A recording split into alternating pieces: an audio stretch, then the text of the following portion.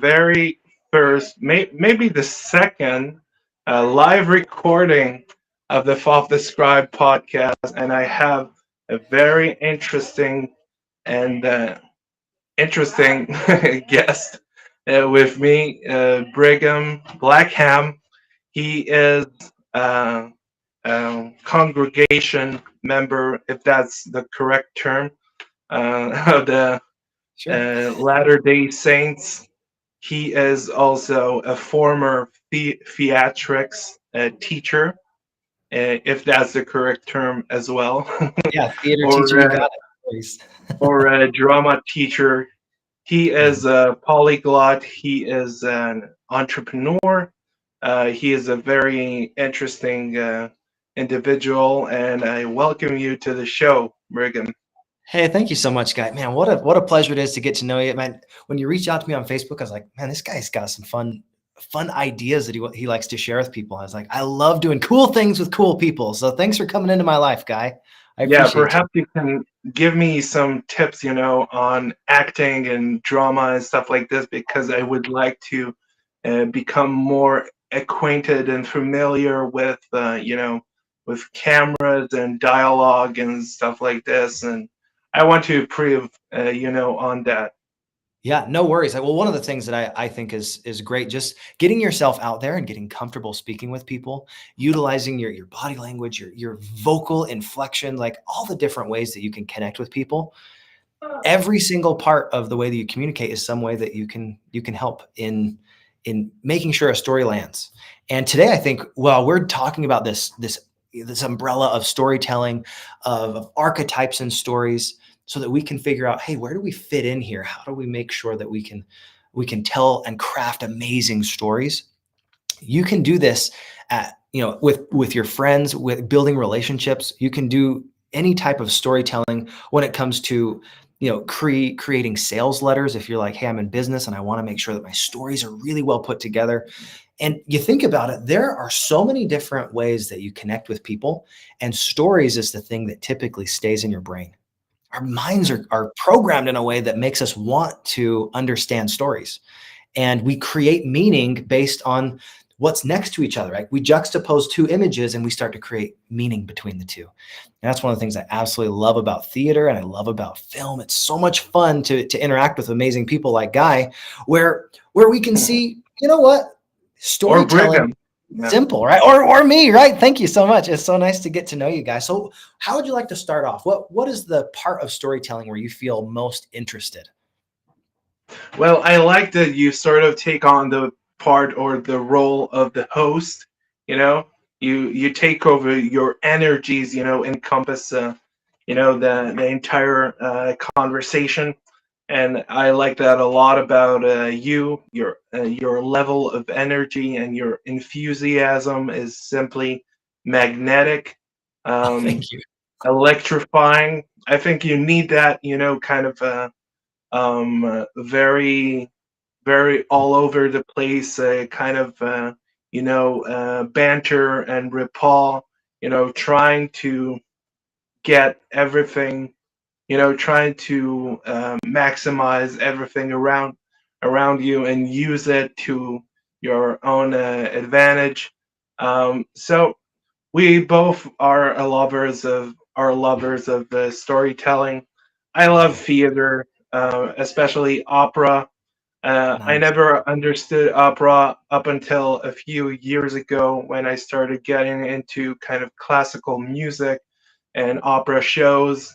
Your energy is so resonating and reverberates here, and I can feel it in my bones, and it gives me, new energy and forces to actually talk because it's been a very long day.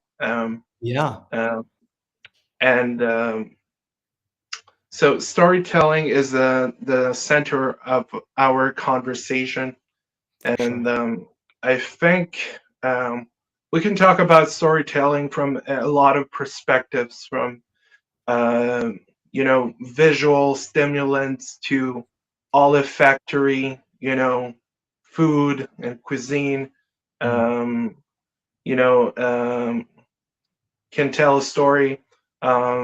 theater and the kind of theatrics and visuals and the people that embody and turn into different characters. We want to see their story.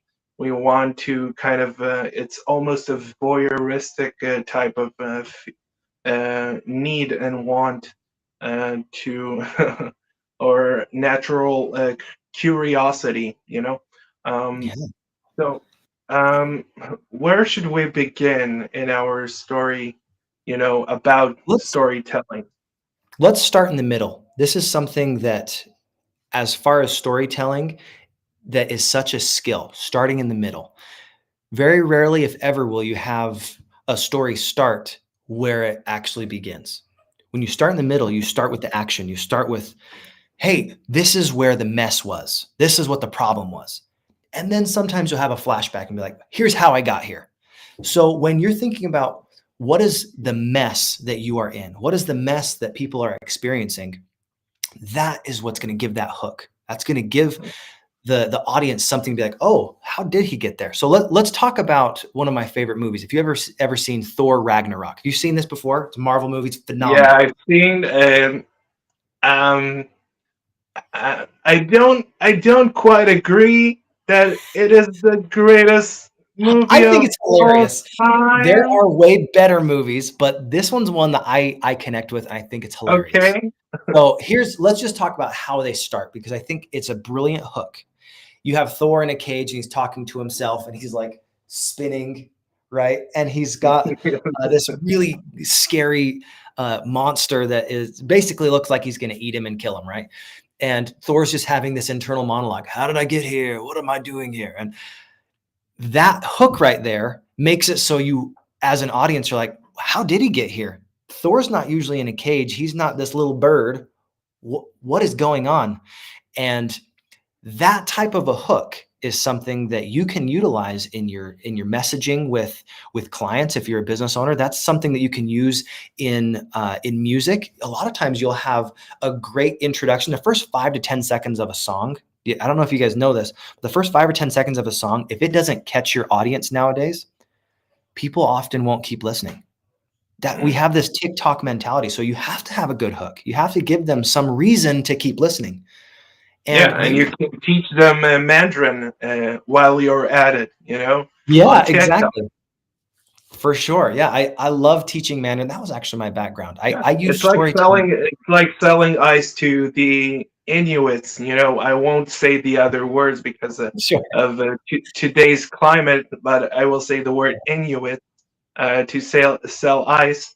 Um, you know, Teaching Mandarin to an entire nation of Mandarin speakers is on TikTok. So Oh, it's there you quite go. profitable. Yeah, for sure. You think about it, like if we're talking about storytelling, we're talking about how we can add value to people. First, having a good story is knowing that it has the story has a point, and then the point solves some solution. So a story can literally be extremely simple. Maybe you're interested in talking about a phone that you have. Like, hey, this is a phone that I use the iPhone, right? I'm not promoting iPhone. I don't have any affiliate marketing with them. But you're like, all right, you know what? You don't When have any stake in the game, yeah. I don't have any stake in the game. This is just You for don't example. have any. You don't have any Steve Jobs stocks. No, no. In So your portfolio. exactly. So you think about it. A simple testimonial can be a story. You're like, hey, I got this phone, and when I got it, I was like, man, this has way more functionality than I thought. It solved a great problem because now I can FaceTime with my mom, she's not very good at all this different technology. Maybe Yeah, my that mom. that My made it mom closer. only speaks to me in Mandarin. So Yeah, I right. need to speak for an iPhone. Yeah. There you go. So you think about it, the simpler your story is, and the more it grabs somebody and makes them feel something.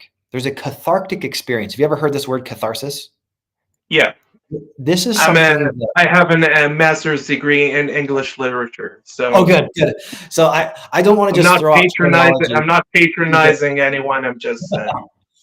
I'm This just this is throwing for the it person out that there. maybe doesn't have a theatrical background. Catharsis is a purging of emotions.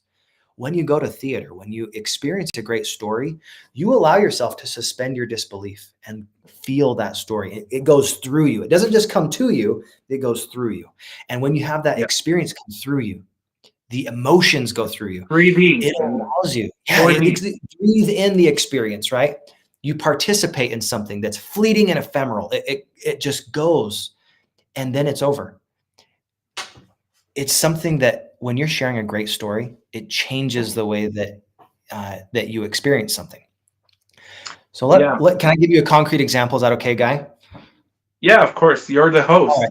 host. No, sure. I just like to share stories. So here's a story about a time this happened a week and a half ago where I was Once really upon, frustrated. once upon a week and a half ago. Once upon a week and a That's half a ago. very compelling. That's a very compelling start. You I know. love it. Once upon a week and a half ago.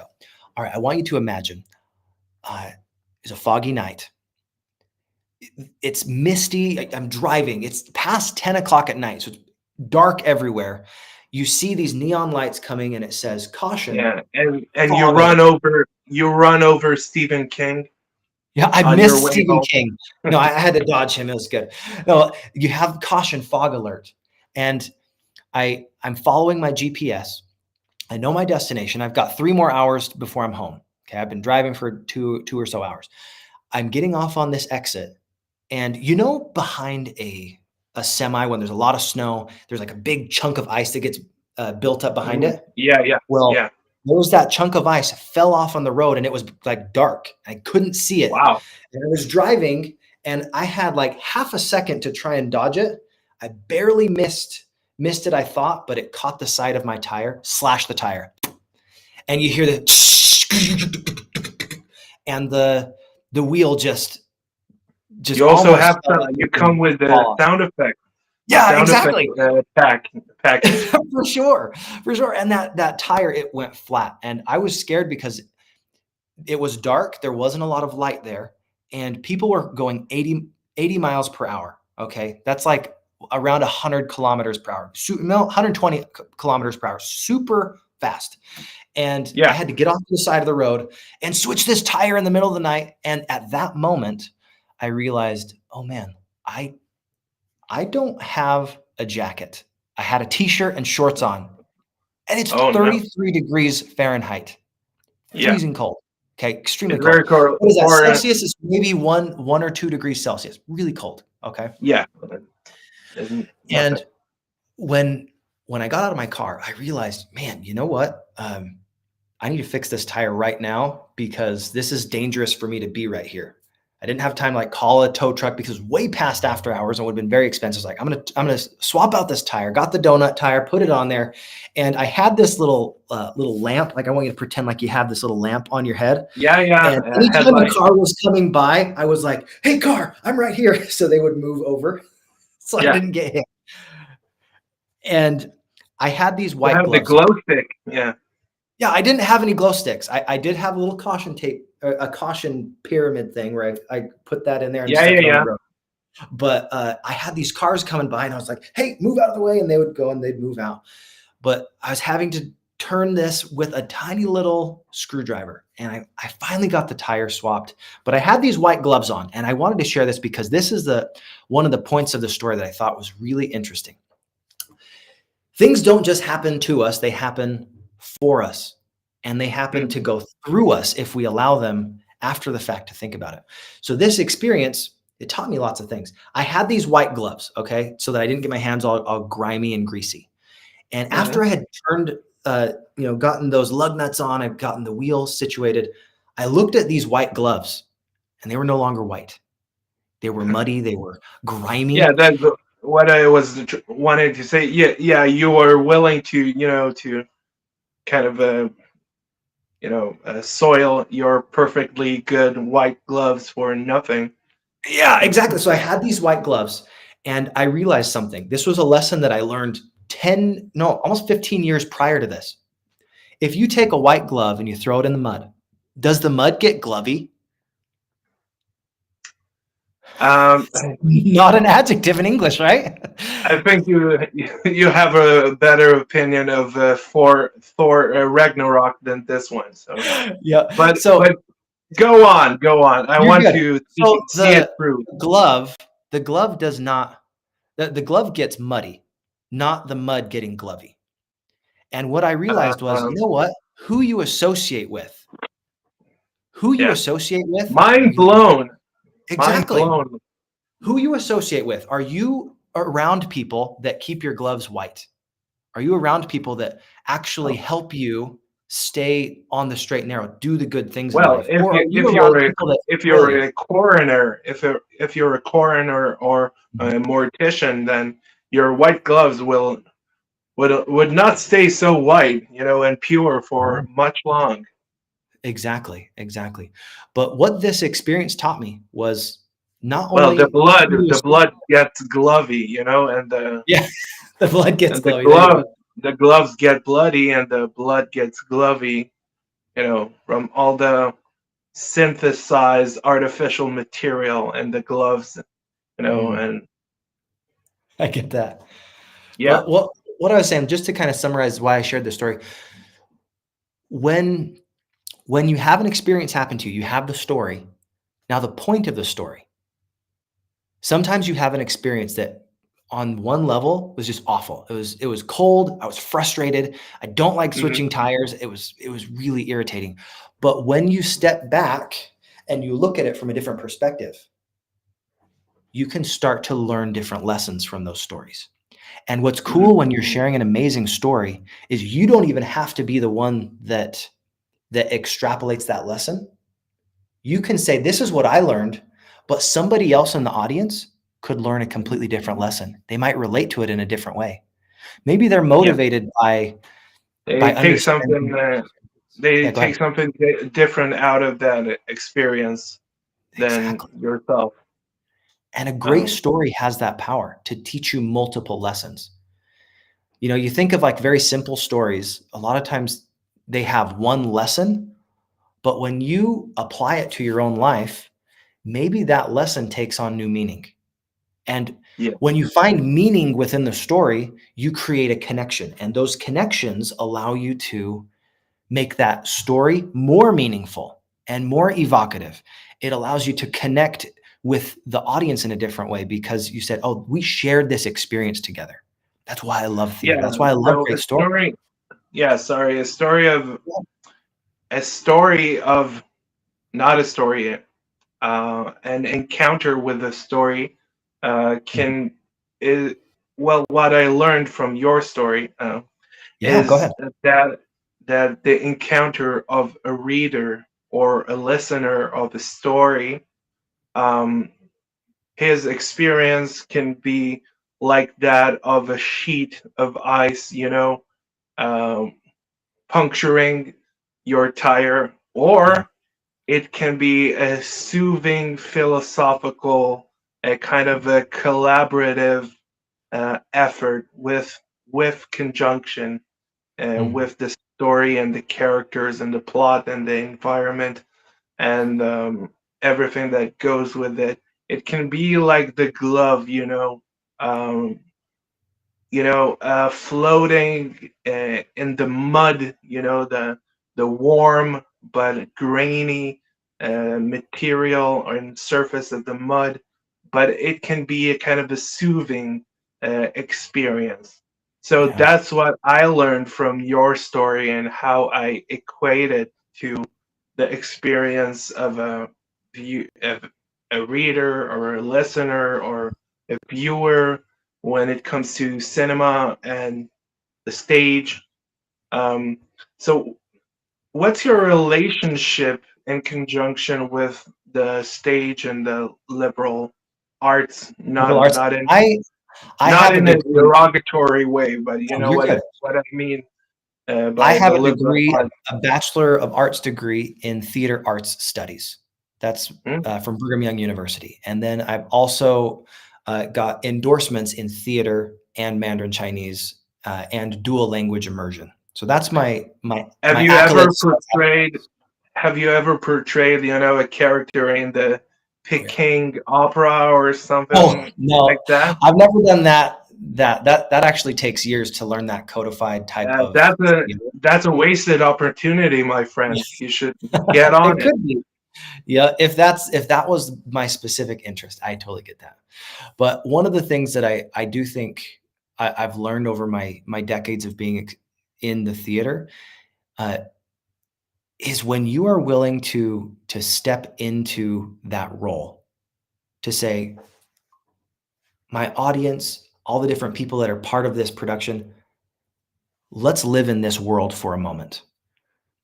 You invite people to not just hear a story, because that's letting the story come to you. You can hear a story, you can have it related, but when you invite Mhm. them to relive the story, that's like you're eating it and it is part of you.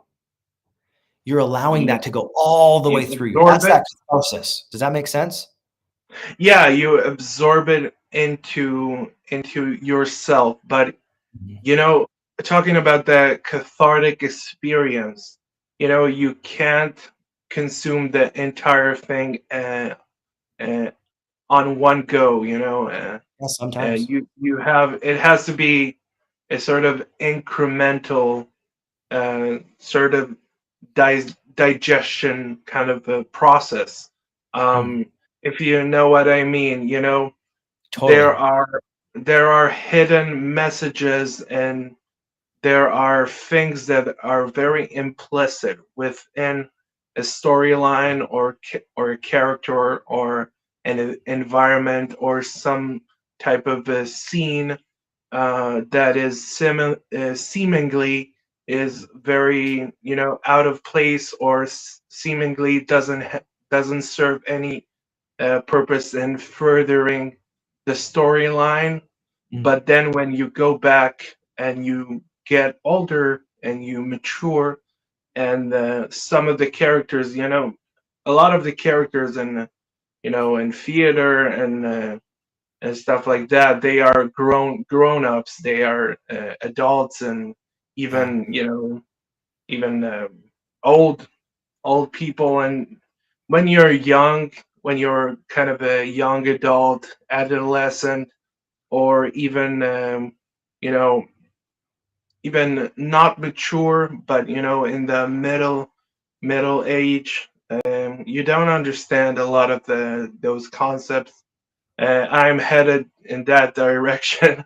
Yeah, you're The like, "Hey, I may middle. be getting older, but I can stay immature forever." No, it's like Yeah, you just can like be immature. Your opinion about Thor Ragnarok. Uh, it's not immature. I don't want to offend no, you don't need to anybody's offend. Here's the any thing. anybody's opinion. It's all legitimate. Yeah, Um, everyone is entitled to their own wrong opinion, right? yeah, And that's you're the thing about entitled opinions, it's to so fun, right? We all are. you're entitled to your wrong opinion about Thor Please. Ragnarok. Yeah, I don't know what to tell you. I love it. Hey, Guy, I Maybe think we'll talk about good films. Like yeah, The yeah, Godfather. The Godfather Godfather, tells. I've never seen that one. I've never seen Godfather. I know of it That's because why you like that's a Thor religion. Ragnarok, because you never seen a good movie in your life. I've seen many great movies. So one of No, the things that I that's choose to joking. do is I focus on movies that are uplifting, that are humorous. I actually avoid almost all scary movies because they don't make me feel good. And if I want to have an experience, I get to choose what I consume. One of the reasons why I do that, because it's not just a religious thing. It's something that I choose because every single time you see something, there's an indelible image that's printed into your mind. It's a memory. Yeah, And anytime you see something that is against your values, it can create some negativity there.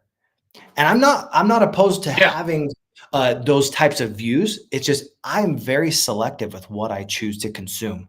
The books that I read, what I listen to as far as audio programs, a podcast I'm part of, and that I'm creating. I'm constantly focusing. How do I find my next 33 leaders that I connect with, that want to level up their life, that want to improve in multiple ways?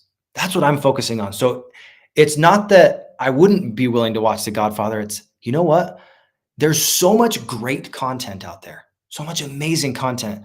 I don't have time for stuff like pornography. I don't have time for stuff that hurts my mindset or makes me feel Uh, negative. I want to make sure I'm filling my life with positivity. That's one of the reasons why I like to choose things that are humorous, that make me feel good, that make me excited about life. I love yeah, inspiration films. I love yeah. connecting with great stories. Does that make sense? Yeah, Yeah. now it makes perfect sense why you wouldn't watch a movie like The Godfather, even though it's a cult classic. Yeah, definitely a cult classic. Everybody knows It's a it, right? culture phenomenon. Mhm. Marlon Brando. You can't beat that. You know, Al Pacino. Yeah, forget about it. I do love um, forget about it. No, I love, Marlon Brando. He was great in Streetcar Named Desire. Like, that's a great theatrical production that he did a yeah. great job in that. Like, there's some really amazing theatrical productions that have been made into films that I think when you understand the archetypes and the ways that people process information and the way that people connect with characters, you can start to see a lot of patterns. Uh, Hmm. Is it all right if we take the conversation talking about archetypes, and just like basic Yeah. ideas what people Why are not? interested Why not? in? Why not? So You're the here's host. You're the oh, host. we're hosting it together. We're just having a conversation, guy. You know what I mean, you're the Okay. guide, right? Your guy is the guide, right? That's what Yeah, that's but I'm not matching your level of enthusiasm and energy in the quip.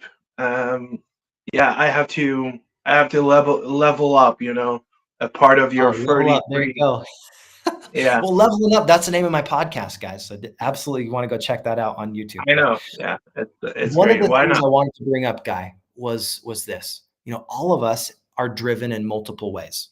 And Hmm. human psychology, what I've learned from being an actor, what I've learned from one of the groups that I'm with as well, is when you understand human behavior, it starts to allow you to connect deeper with people.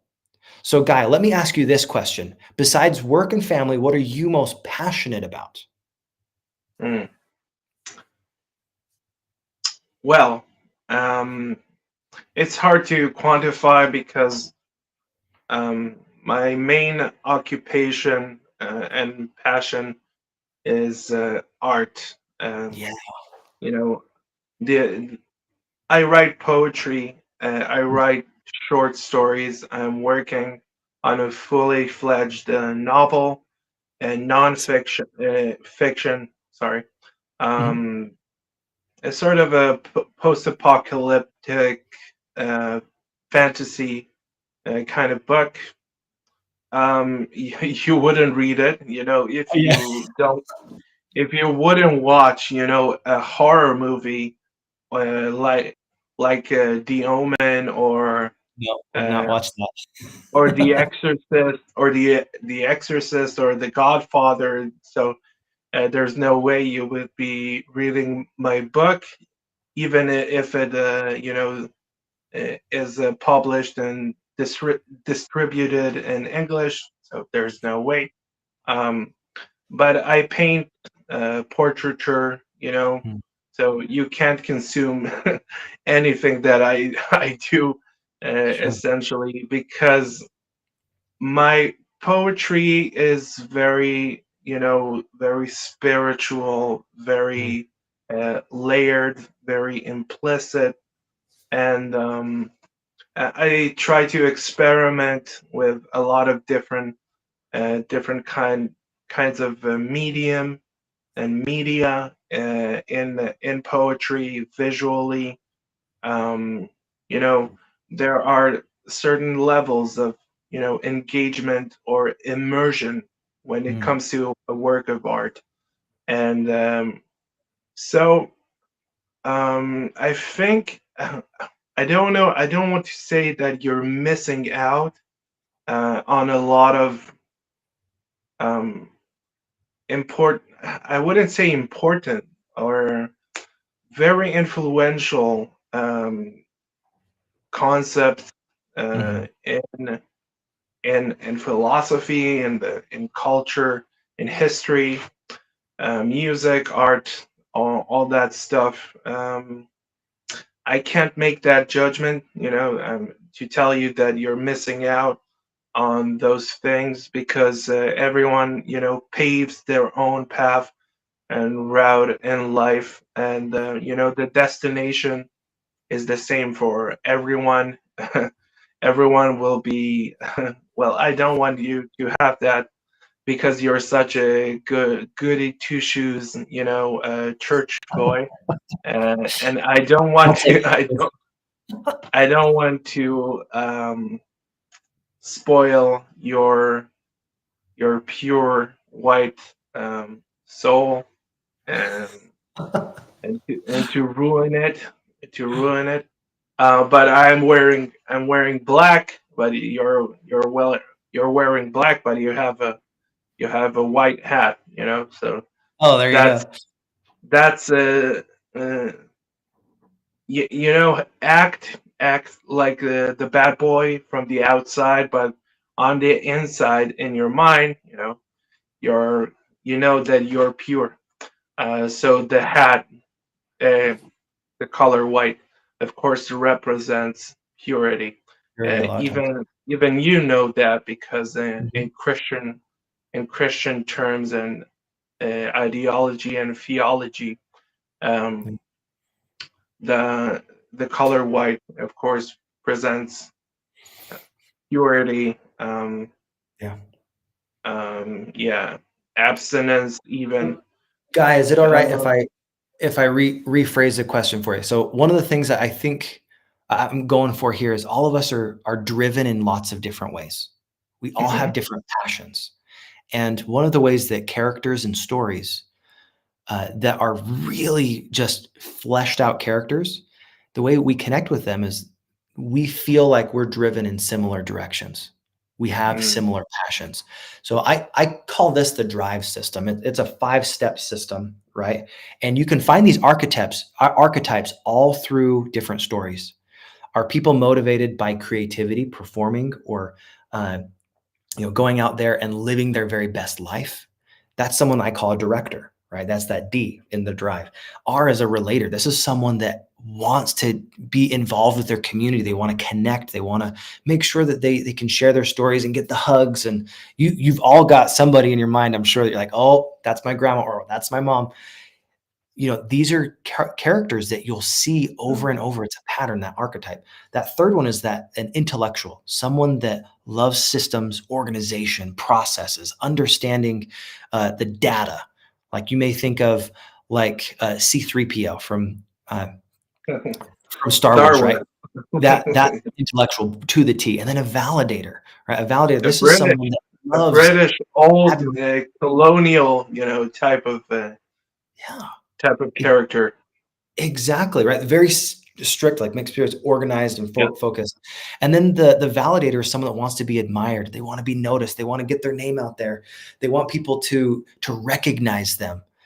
You might think of Michael Scott from The Office. That's someone that he's like, just love me, just give me hugs, just make me feel good. Give me the I'm the best boss mug Well, type of that's thing. acceptable by your Christian mores and standards.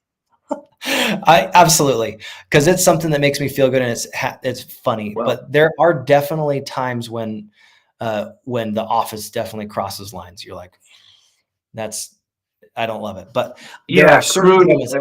a kind of a crude, grotesque humor. Yeah, Absolutely, I don't like that also, yeah. just because it ruins, the feeling of immersion. So Mhm.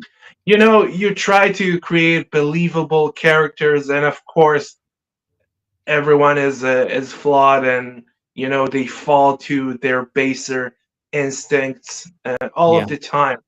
um I'm not talking about unrepented, unforgivable kind of sure. transgressions, but I'm talking about you know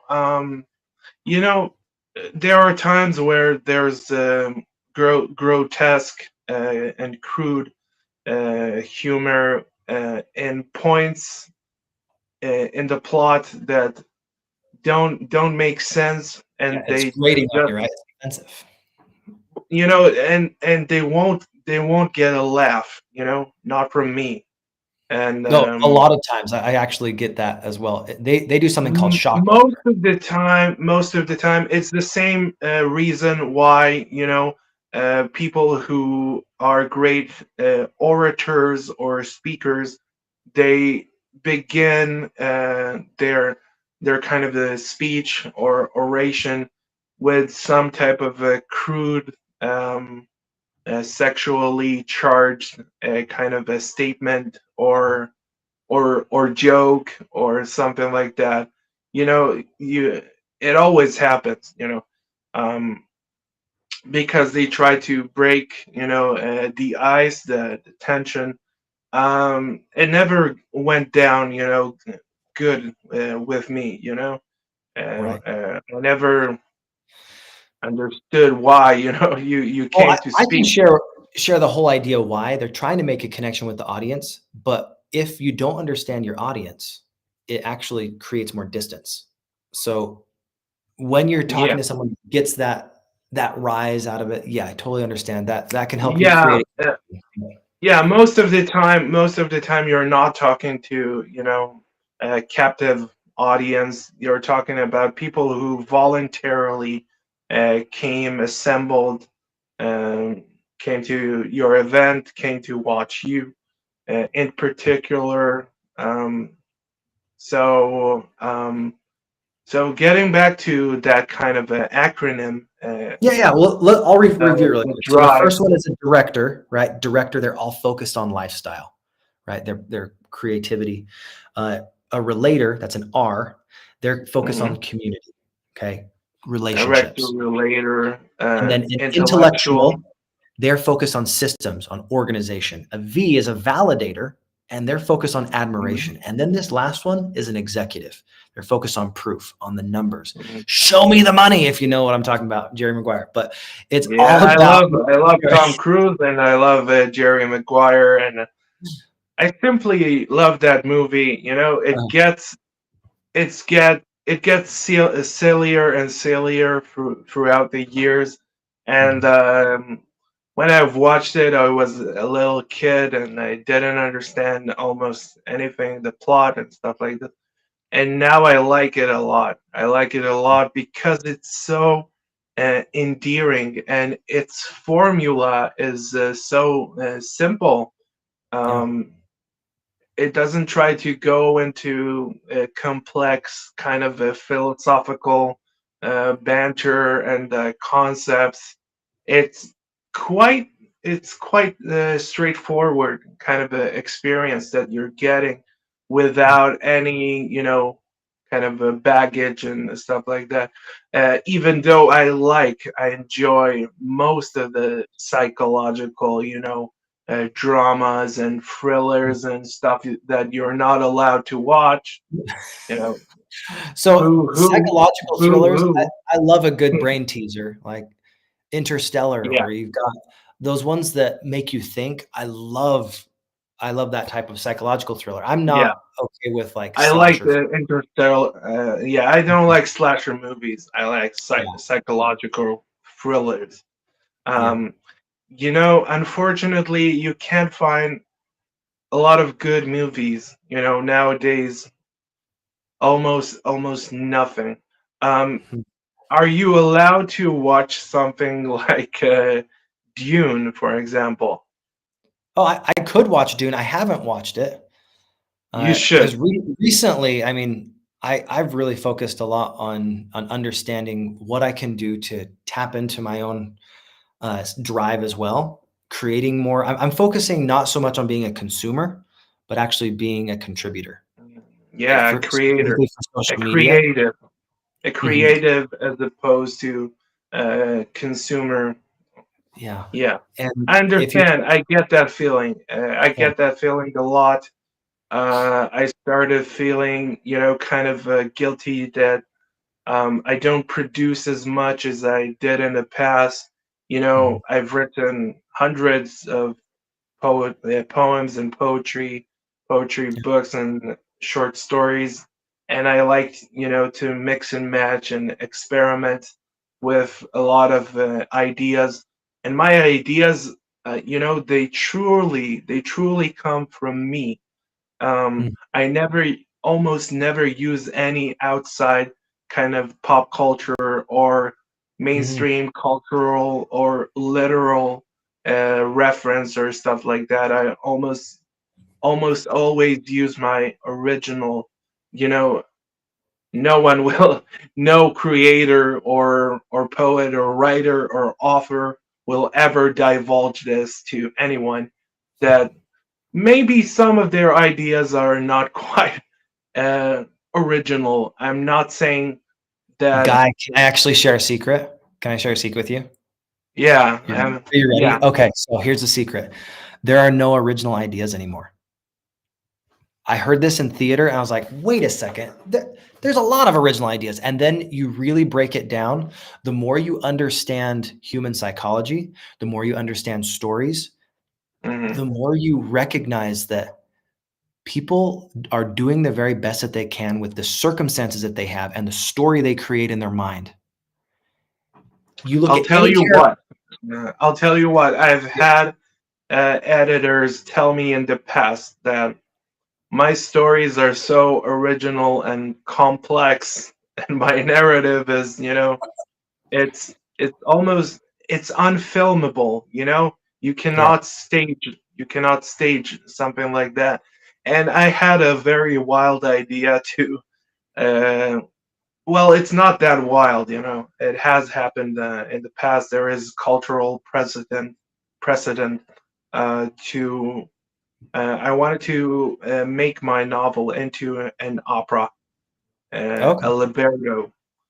So a librettist is someone who writes operas, and Mhm.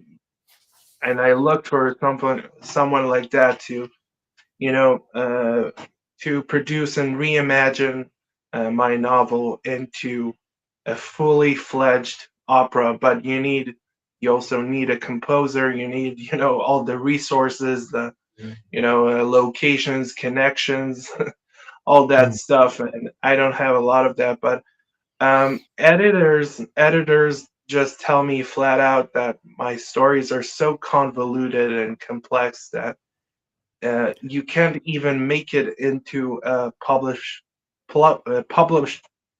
God damn it! Sorry, a publishable novel and book. So it's a very saddening kind of notion to Can realize I that can I provide you some perhaps, hope, Guy? yeah, Can I perhaps provide you some hope? you should tweak, your writing to pander to a larger, crowd or audience, or readership. So yeah, widen the So circle. here's one of the ways that you could potentially do that. Aristotle talks about this in the Poetics. You've got people that have done this for years. They Mhm. will they will take the story that they have. Maybe it's an episodic story. It's all over the place, and they Yeah. say, "How can I retell this story in a way that allows my audience to be intrigued at the beginning? They have an inciting incident, and then they start to build some rising action. They have conflict upon conflict, resolution, conflict, resolution, all the way to a climax. And then as soon as you have that climax, you have a denouement or falling action. It's not that your story can't be told in that way. It's that you may have to restructure how you're telling the story. That's the Mm. only difference between an amazing, impactful story that is one that people relate with and one that is convoluted and they don't have a point and they don't have a solution that they bring up. Because you want to have a story, point, and a solution. Because if you are Mhm. missing the point and the solution to your story, it'll go in one ear and out the other. But if you have a point to their Yeah. story and it lands, people get it. They came to that story and like, oh, I got what you meant to produce, and I understand why you said the things you did, how you put it together, how you produced it, and then it solved a problem for me. Maybe the problem was I wanted to be entertained. Maybe the problem was I wanted to think differently about this concept or this idea. I wanted to be a little bit different, and you create a reassociation to a situation, a person. how they thought, and that reassociation happens after the climax. You have to have those types of evocative, meaningful moments all along the way. And there are patterns for that. There are frameworks for this. This is one of the things that I coach on. It's one of the things that I care about, because it's not that your stories are not filmable. It's that the way you're sharing your story isn't yet. Leave in your head that there is a way that you can share your story. 100%. It might just not be in the Yeah. right medium yet. That's it. You just keep yourself open to that and say, how could I fit my story into this type of framework and make it more accessible? Does that make sense, Mm. Guy? Yeah, it makes perfect sense. I'm a little bit, old-fashioned, closed-minded when it comes to my, everything that not everything you smell, you smell the roses. Sometimes Mm. you need to you smell the roses, but um, um, I just want to tell sometimes I understand. I try to compress a lot of ideas, a lot of notions into one page, and one page at a time can be very exhausting to a reader. But I try to tell the story. um, this is you have to keep in mind this is a fantasy type Mhm. of story, the fantasy genre, and it's not bound and constrained by the regular laws of literary physics, True. as a normal kind of a romance novel or YA, kind of a young adult, um, kind of adolescence, growing up story or coming of age story. Mm. So it's quite different, and it's not, some mindless kind of a spy novel or something like that. Um, so there are a lot of terms and characters that are quite complex. On the other hand, um, you would not love it for some of the themes that are a little bit more on the grotesque side. But the Old Testament has a lot of Oh, grotesque and oh yeah. obscene imagery and stories in it, as well as the New Testament. Mhm. Um, but I try to tell it like a post a reimagining a reimagining uh, of the story of Genesis. So that aspect of it you would like. It's high fantasy. It's very it reads very much like a medieval Arthurian kind of a legend. The old type of storytelling where there's a hero, there are different forces working against each other. There are, arbitrary concepts of good and evil, but they are, more implicit, more intricate. They are not just, a flat surface uh, kind of character, and it's not a linear experience. So it's very so Just there's decide. that aspect. There's that aspect where we don't get one perspective. It's not told from one One narrator. specific, yeah, one It's more specific like the I Am character. Number 4 series, where they every single chapter you don't know who the narrator is. You have 8 or 10 or 20 different perspectives about the same overall experience. That Yeah, where you're but for the most part, most of the characters, they are reoccurring. They are the same okay. character throughout the book, and I think you will enjoy it. You know what? I'll make a deal, okay?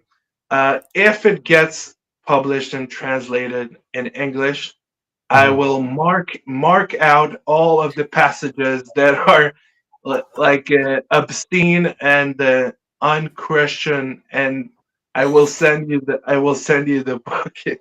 I appreciate that. You could even do this. Here's an exercise. If you guys have ever done this in school, it's so effective. How could you tell your story to a second grader, to a kid?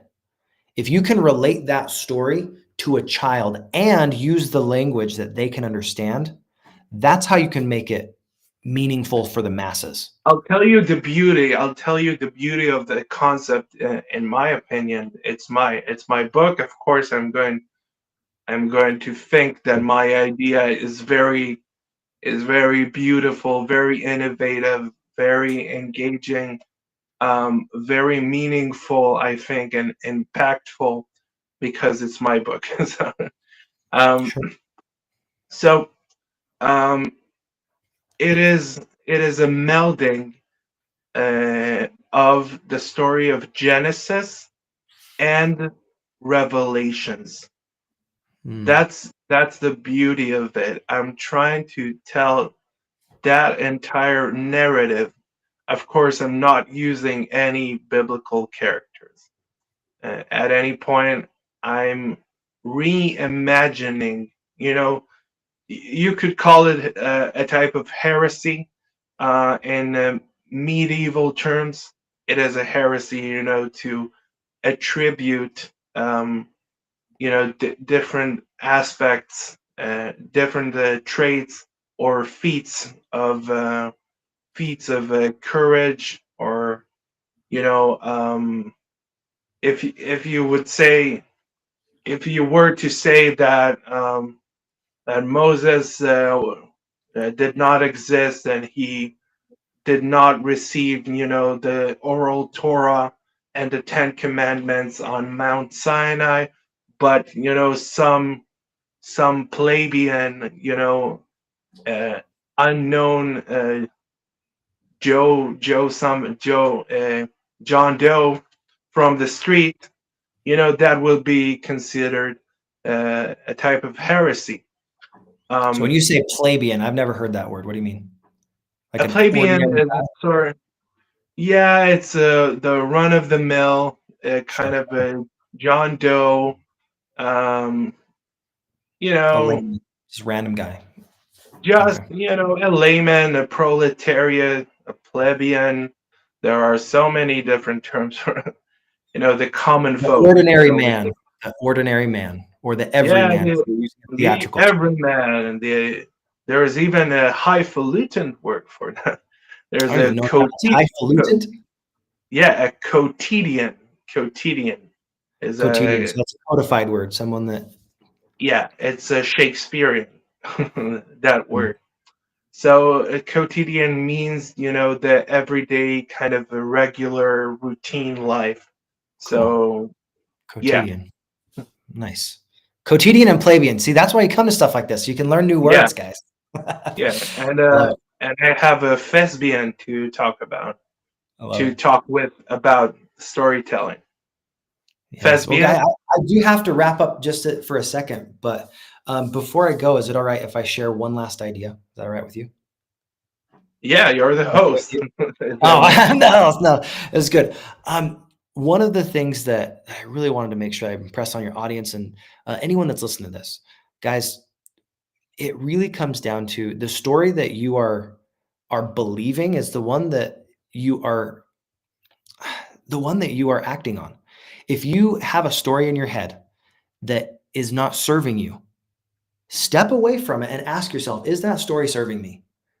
Are there other ways that you can have that story impact you or make a better choice? Because a lot of times it's our beliefs that we have that we are attaching to a story, whether it's meaningful. That's why earlier in this conversation, when you were bringing up, you watch a play one time, it doesn't quite work, or you watch a movie one time, it might not quite impact you. But when you go back to it the second, third, fourth time, you've been in a rehearsal, maybe you're an actor and you've gone through this and you understand the words, but now you're getting a deeper connection because of all the different iterations.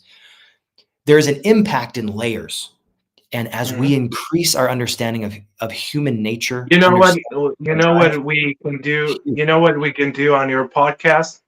what? You can give me a crash course on theatrics and theater and drama. All right. Yeah, theatrics and Why not? drama. Why not? I mean, why not? Why not? Because that's something that every single one of us, we can choose to be more animated. Yeah. At times when you're sharing a story, it's how close somebody is to you, depending on Well, how much they today is project, the CGI. We can be not animated. Yeah, CGI. for sure. We don't even, yeah, just CGI, computer generated imagery. That's it. But just to summarize this, guys, every single one of you have a story within you. And We if we are want, we are yeah, CGI right now. yeah, We we're are computer computer generated images. we That's are it. computer generated images right now. That's right. That's what I realized. It's amazing. It's so cool. We're talking on an opposite side of the earth right now. And you're one of the first people Yeah. I've ever talked to from that side of the world. So And thank you so much. yet Yeah, I have no idea or any provable feasible evidence that you actually exist. there you go. Now, I guess when you're in Colorado next time, you have to come and say hello. Yeah, that's Yeah. what it is. I love Colorado. I love the Rocky Mountains and Yeah. stuff like that. I only been to the United States once, but I was quite young and I don't remember a lot of the experiences that I had. But yeah, for sure, when I get the chance to, Time to come again. escape, and yeah, some maybe on a cargo hold, Just get uh, in there, box yourself up, like yeah, do some exactly, too. Madagascar Yeah, action. If you ever watch that little yeah, film, stow away, stow away. we'll Um, start. There you go. Well, guys, if you ever yeah, want to get to know me a little bit more, feel free to reach out to my Leveling Up podcast. Also, I'm going to send we can you. Oh, go ahead. we can do. I've just had a nice idea, What? a good idea. Maybe you should host an episode of my podcast, and I will host an episode of your podcast with a guest. With a guest, just Yeah. do a little webinar style where all of us have like multiple people from No, different. no, you would take over my show and host an episode with a guest, and I will take over your show for one episode and would interview a guest. Maybe we Huh, can do some. that could be a It's just really interesting way to go about trying some new things. I've never done that before. That would be a yeah. I unique. never thought about something like that before. It's just popped up, and I'm gonna try to do that too. expressed it, verbally, and you know, Well, um, here's one way we might be able to do that. So I have this drive system that I just shared with you guys, right? Talked about a director, a relator, an intellectual validator, and an executive. If you want, you guys can actually go through and learn a little bit more about yourself by doing a drive assessment. That assessment is free for you to check out. And that's a way to get connected to me and my ecosystem, all the different things that I do with mentorship and coaching. And you can see for yourself what type of personality and drives that you have. And as you understand yourself, you'll start to be able to recognize and understand more about people, about human behavior. It's nothing that's new to you. What it is helping you recognize that all people have certain behavioral patterns. And as we recognize those patterns, we can start to recreate them in our art. We can start to recognize them in other people's art. And the more comfortable you get with those frameworks and patterns, the easier it is for you to interact with people in a way that they want to be interacted with. We focus on things that they care about. Instead of the golden yeah, rule, here's what I care about, talk about what I want. It's what do you want to talk about? How do we make sure that we're speaking a language that you care about? yeah. So I'll, Um, I'll share that with you, Guy.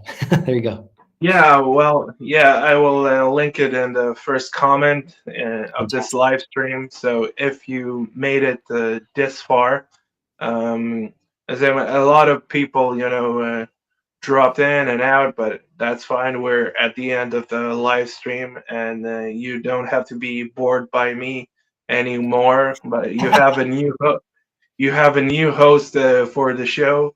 I am leaving the the network. Furloughed me, and with without without a severance package or pension. And now welcome your new host, Brigham. No, I appreciate that, guy. You're awesome, just man. Thank you joking. so much. But yeah, people have archetypes, Mhm. for sure. You can glean from different individuals. People from your own life, relatives, friends, random people you encounter throughout, your years on this earth.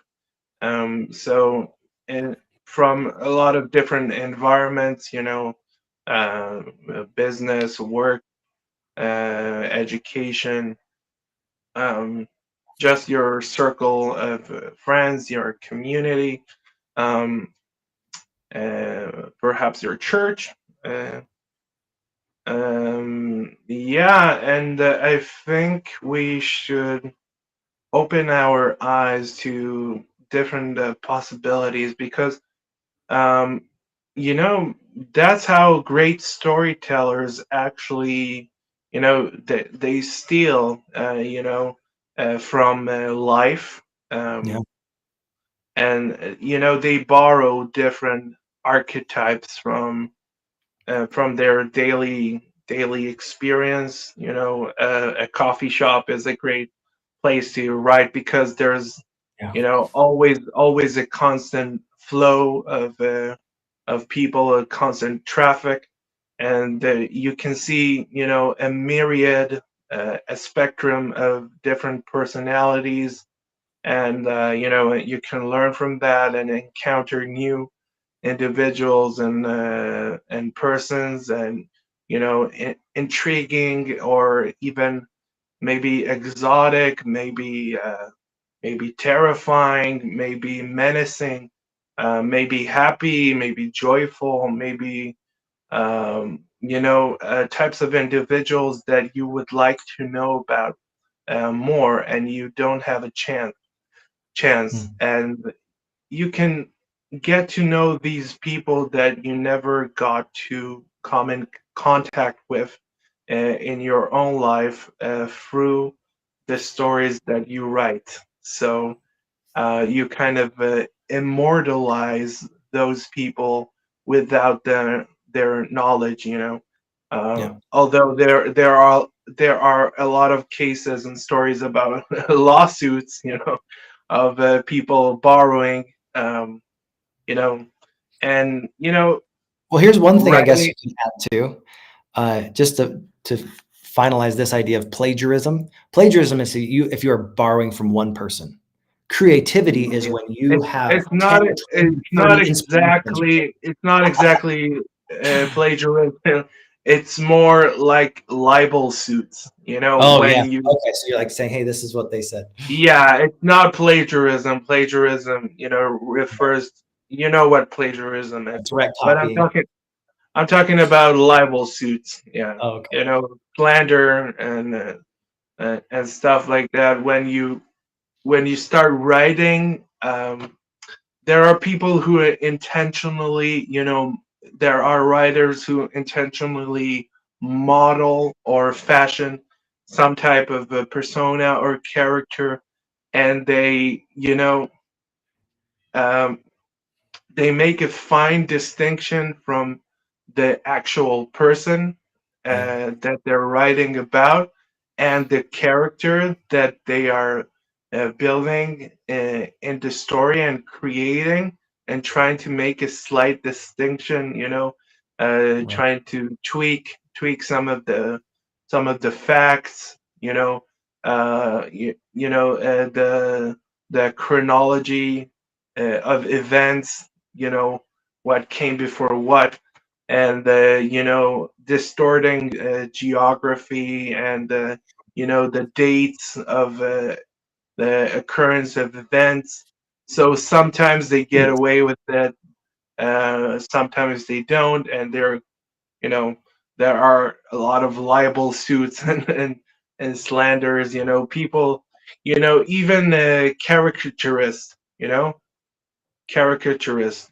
they or cartoonists or people like that. They get a lot of libel suits and slander, for defaming an individual's or personality's character. You know, even mocking or parodying his physical appearance and exterior. So yeah, you have to keep watch. For sure. So thank you so much, Brigham, No for problem. agreeing to appear on my podcast, being such a ball of energy. When I You're said when I said we can talk a blind streak, I did not mean to for you to take it literally. You're too kind. Thank you so much, Guy. I really appreciate you. It was Yeah, nice to be thank on you. here. Thanks everyone for Yeah, listening. and Hope to see I you can't on wait. the podcast. Yeah, I Go can't ahead. wait to come on your podcast again. What's the name of your podcast, Brigham? Yeah. Yeah, the name of my podcast is Leveling Up with Brigham Blackham. You can find me on YouTube. I'm the only Brigham Blackham on YouTube, so pretty easy that way. So Yeah, pretty awesome. and of course you can watch me and Brigham on his podcast when that episode airs. Yeah. Wink, wink. Wink, Of wink. course. Appreciate you Okay. guys. Thank you so much. Have God a bless. great day. Bye. See ya. Well, uh, just a All right. second. And then I have a call that I No, got to be no, on. no. Just a second. We're still